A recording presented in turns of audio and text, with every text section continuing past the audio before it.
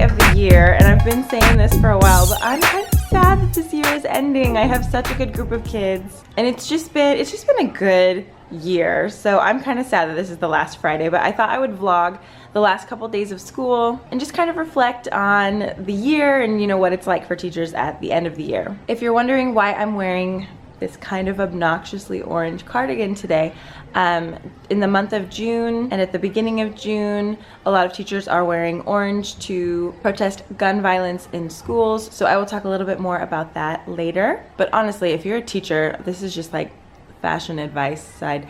It's good to have cardigans in like all of the major colors, because whenever you have to wear a color for a certain thing, like red for Red Ribbon Week or green for St. Patrick's Day or pink for Valentine's Day or whatever, if you just have a cardigan that you can put over just like a white shirt and jeans, it's cool. Ooh, I think my coworker's bringing me coffee.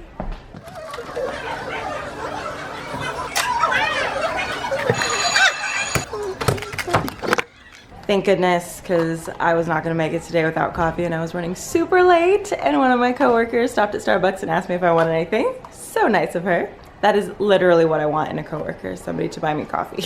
Hi guys, I'm still working on this coffee. We have a really strong music and performance culture at our school. We've got great programs, and so every year at the end of the year, we want to recognize them and we want to see everything that they've been working on. So we do like a 2-hour assembly outside, and it's beautiful. It's like right by the street, so people driving by can see, and all of the different music classes get to perform. And we have a color guard, and they dance with like the flags and the rifles and stuff, you know.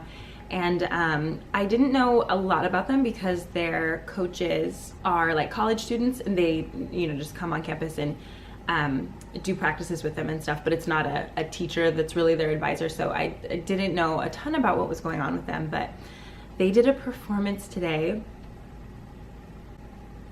that was just incredible. Like, I have not seen a piece of art that's moved me the way that this did in a long time. It was in response to all of the shootings that we've had this year, and it was to the song Hallelujah. But over the song, there were all of these clips of like news anchors reporting on the shooting in Vegas, and the shooting in Texas, and the shooting in Parkland, and the shooting in France. And the way that the students danced to it was just so beautiful. These are middle schoolers, and the choreographers are college students, and the way that they responded just by making this beautiful piece of art, I thought it was so amazing. So I recorded it on my phone. I had a feeling it was just gonna be something really cool. They wore black, and then they had orange ribbons in honor of Gun Violence Awareness Day, which is today. So I got the footage on my phone, and I put it on my channel, and I posted on Instagram earlier, but I was thinking about this year and how honestly this has been a really good year for me. I had such great classes. It was hard. It was a hard year with 3 preps, but I really loved it, and I'm not like in any rush for it to be over, but this is absolutely a year defined by gun violence. Whenever I think about this year, I'll think of the shooter in Rancho Tehama, who was going after a kindergartner at one of the schools where my dad is a superintendent. That was such a scary day for me. That was toward the beginning of the year, and I didn't know if, you know, my dad had been in that area. My mom also teaches up there. That kind of started things off, and then I just remember getting a text from my friend Brittany, who works at Marjorie Stoneman Douglas High School, and I didn't even know about the shooting yet, but she just said, "There's a shooting at my school. The shooter is here." He was outside her classroom, and there was recently a shooter in Texas, and we marched for our lives.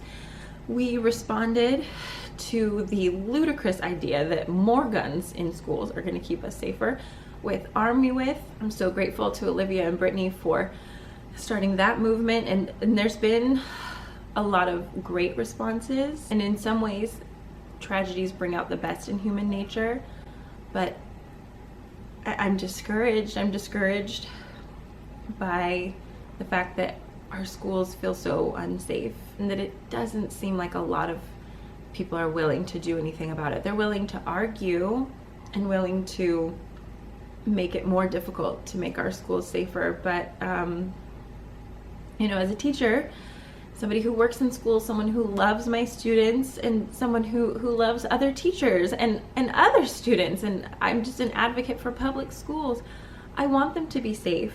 And this year will definitely be marked for me. This will be the year of the school shootings, and I hope that the rest of my years of teaching are never this violent. And we did open up so many good conversations. The students at Parkland really made their voices heard, and then I'm so glad that people also challenged our willingness to listen to the students from Parkland, and our rejection of the message from kids and mothers and teachers who have been dealing with gun violence in their communities for decades, and we haven't listened to what they have to say. So I'm glad that both of those conversations have started, but this is an emotional year, and it's changed me forever. It's changed the way that I teach, and I want my students to always know that I would do anything for them, and that this is a community, and we all belong here, and I want to do whatever it takes to make sure that every student who walks into my classroom feels that way. This has been a hard year. It doesn't make me want to quit at all. It makes me want to stay in the fight and keep doing the work. And I'm so grateful for people like the dancers at my school who are resisting and calling attention to these tragedies in such a creative and beautiful way. And I'm just very thankful for them. So my students are going to come back in a few minutes, and we're going to have our last circle of the year. Sad about that too. Okay, I'm going to finish this coffee and see what you guys are up to over on Instagram, and I'll talk to you later. Who are you? An idiot? No. Bananas. Yes. Now, I'm going to go be under my roof. Alex! Look over there, it's a woolly mammoth. 1, 2, 3.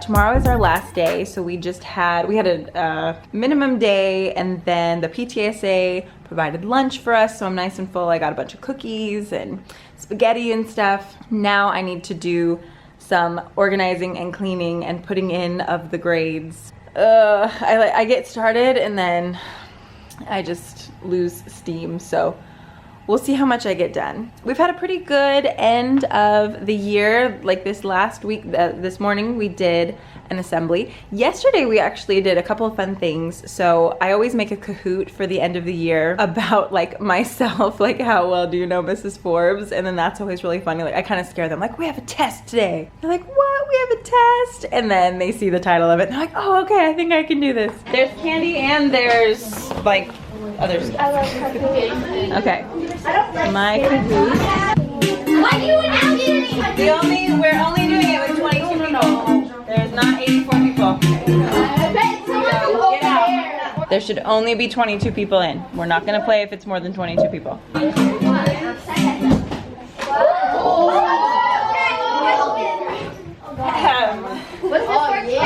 My favorite subject. English, history, PE, or math?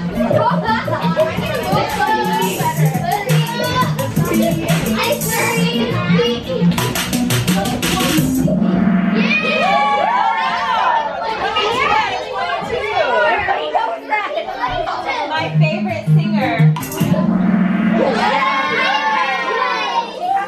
Mariah Carey. What is my favorite color? What is my favorite color? So that was really funny. And then I had some extra time, like all of our periods were like different times, but one of the classes had some extra time. So I just opened up a new Kahoot and just really quickly had everybody come and tell me something about themselves. I was like, just come up with one question.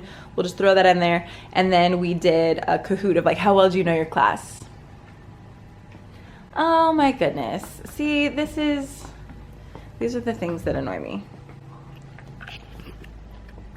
Stuff like this. Like, don't mess with my things. Ugh.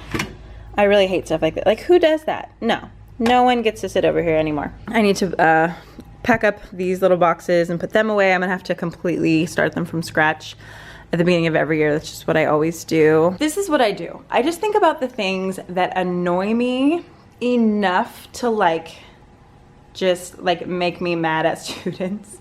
Because there really aren't too many things that do that, but it's stuff like these Chromebook chargers. Those drive me crazy. So I think I'm going to move all of those so that I control them. So this year I just let them do it because I didn't want to deal with them, but I hate it. I hate it. Also, like this area over here, no one's gonna be able to be there except for my TA. Just like leaving the classroom a mess in general really drove me crazy this year. So I'm gonna have like a really strict, like, you know, 2 minutes before the bell rings, we stop, we look around, we make sure everything is ready to go. I really hate the end of a class period to just be like crazy and everyone's packing up before they're even supposed to pack up and then like running out the door and pushing each other. This is sounding like a really negative vlog, but I'm just only thinking about the things that I can't stand so that I can fix them. And then like 90% of my job is amazing. And I'm always looking for ways to fix those just very annoying things that students do and just to have a policy for them. Because, you know, I just realized like, oh, I let that go. I didn't have clear expectations about it or whatever. So I'm gonna put energy into those things. Like last year, it was Chromebook procedures. They drove me crazy with their Chromebooks. So over the summer last year, I put some work into Chromebook procedures. So this year, it'll just be different things over the summer that I put some energy into kind of like thinking through and figuring out how to organize. So anyway, let me, hi, I'm gonna set you down right there. I need to put in my grades. They're pretty much done. Is this like, I don't know. Is there a green thing in your way? Ding dong, this will forever go down in history. What? As a failed. Do you know his name anymore? Yeah, Benjamin. No. Ben. I win. So you came in last. You came in last. Taffy! Read it, read it. No, Blackest came in last. What? No, I'm gonna go in last. Wait, everybody better read out. Okay. Three. I bursted. Wait, I bursted. Forbes, are you cameraing? I'm cameraing. I'm cameraing. This stadium is not. Okay, ready? Set. 3, 2, 1. This is all my stuff on the last day of school. These are all the things that I need to clean up and put somewhere. We actually don't have to take down a whole lot of stuff. I can leave up like most of the things on my board, but I need to take everything like off the tables. So I did a little bit of it this morning with my students and I still have a bunch to do. But the year is over. The kids are leaving and crying.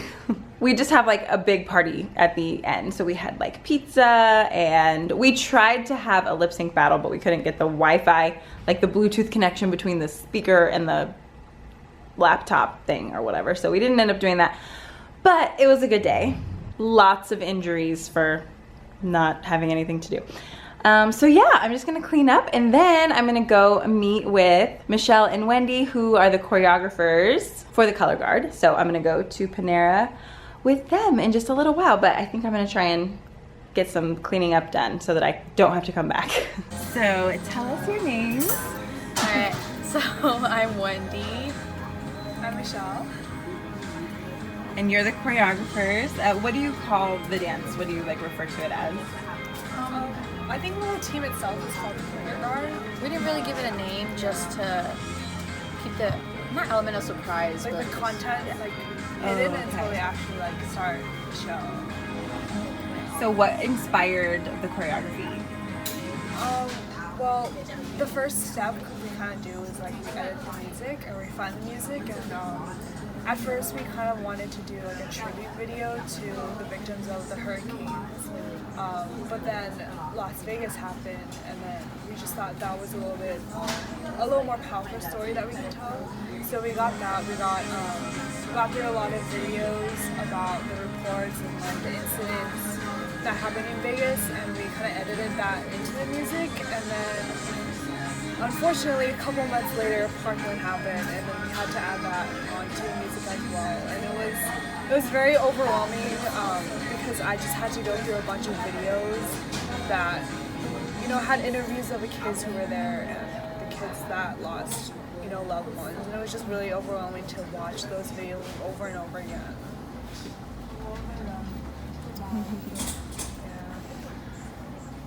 What's your favorite part of the choreography? Like your favorite moment of the piece?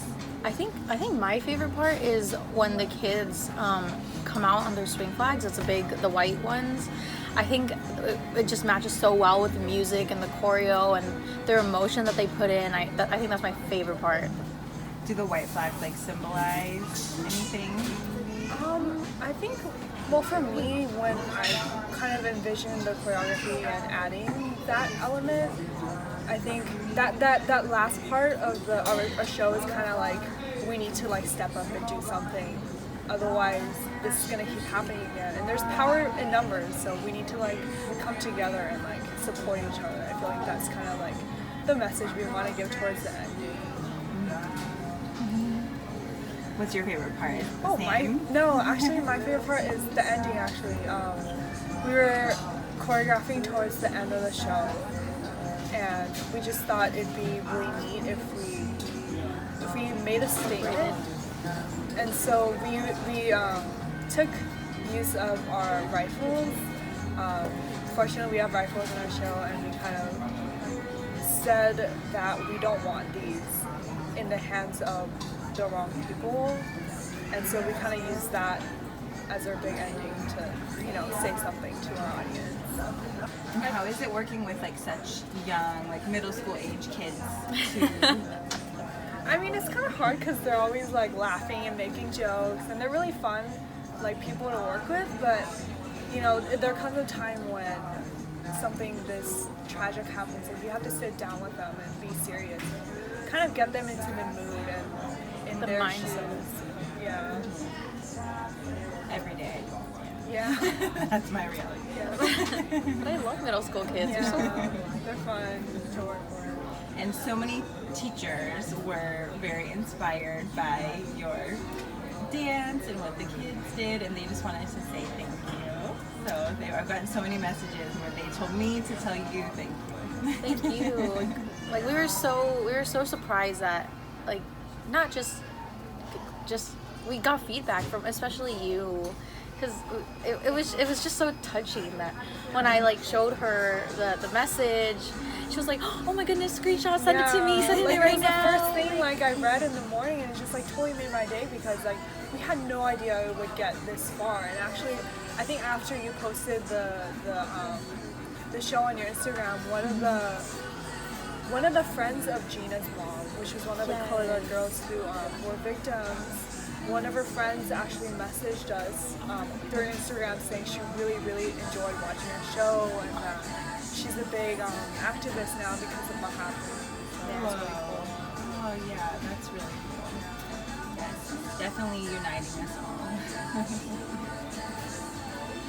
Well, thank you so much. Thank you for inviting us to eat. And thank you for treating us to eat. It was them. It was Instagram teachers.